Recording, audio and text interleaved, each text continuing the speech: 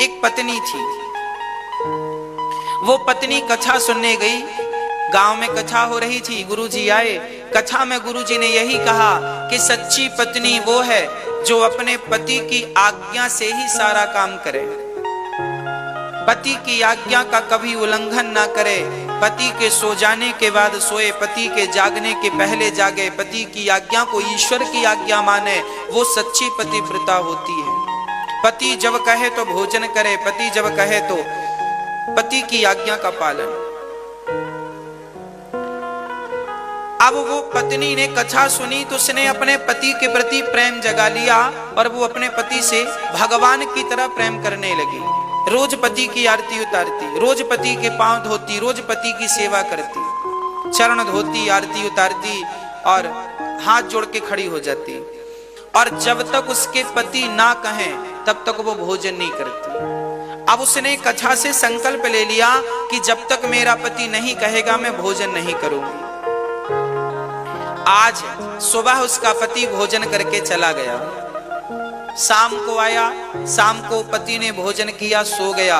उसने अपनी पत्नी से कहा नहीं कि भोजन कर लो, क्योंकि रोज नहीं कहता था तो उसकी आदत नहीं थी। पूरा दिन उस स्त्री ने भूखे रखा। कहा नहीं अपने पति से कि तुम हमसे कहो तब हम खाएं। ऐसे नहीं थी कि करवा चौथ में पति खवाना भूल गया, खिलाना भूल गए तो गुस्सा हो जाए। हाँ, उसने कोई शिकायत नहीं की, कोई शिकायत नहीं की। दूसरे दिन फिर पति भोजन करके चले गए। शाम को फिर खा के सो गया। 24 घंटे बीत गए, 48 घंटे बीत गए। उसने अन्न का एक दाना नहीं रखा, केवल पानी पीकर जिंदा रही। 3 दिन बीत गए, 4 दिन बीत गए। शरीर ऐसा हो गया कि अब प्राण निकल जाएंगे, पर फिर भी वो पति की सेवा करती, फिर भी पति की आरती उतारती, चरण धोती और पति की सेवा करती, हर आज्ञा का पालन करती। पति गाली दे तो हाथ जोड़ के बैठी है, पति स्तुति करे तो हाथ जोड़कर बैठी है। पति की आज्ञा ही वो ईश्वर की आज्ञा। कोई प्रत्युत्तर नहीं था। पति गाली दे रहा है तो सुन रही है, प्रसन्न है। पति स्तुति कुछ अच्छा कह रहा तो भी खुश है, कोई उसे फर्क नहीं पड़ता। 4 दिन हो गए, अब उसके प्राण निकलने वाले थे। तभी जानते हो क्या हुआ? तभी भगवान समझ गए कि अब ये मर जाएगी। तब भगवान उसके पति का रूप बनाकर और भगवान आकर कहने लगे, उसका पति चला गया काम पे, तभी भगवान आए पति बनकर और कहा, सुनती हो, भोजन कर लेना।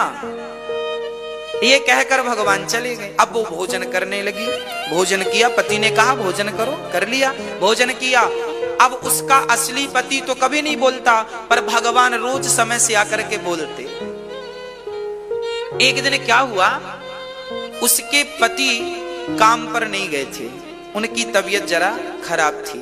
तो पति घर पर बिस्तर पर लेटे थे और ये अपने पति के पांव दबा रही थी और सिर पर ठंडे पानी की पट्टी रख रही थी माथे पर।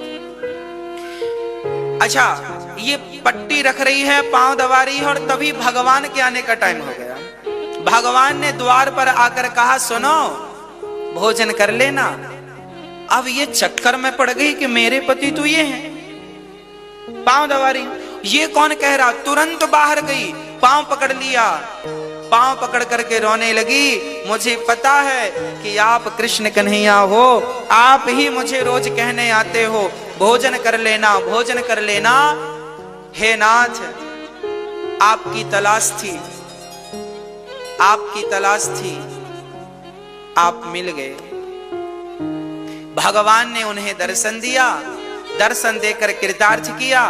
कहने का तात्पर्य क्या है कि इस पति की सेवा की तो वो पति मिल गया जिसकी चाहत थी, जिसकी तलाश। जिस पति को अपने पति के भीतर तुम क्या देखती थी, भगवान को देखती थी ना, तो आज भगवान मिल गए कि नहीं? हाँ भक्तों, इस पति से उस पति तक पहुंचना ही जीवन है।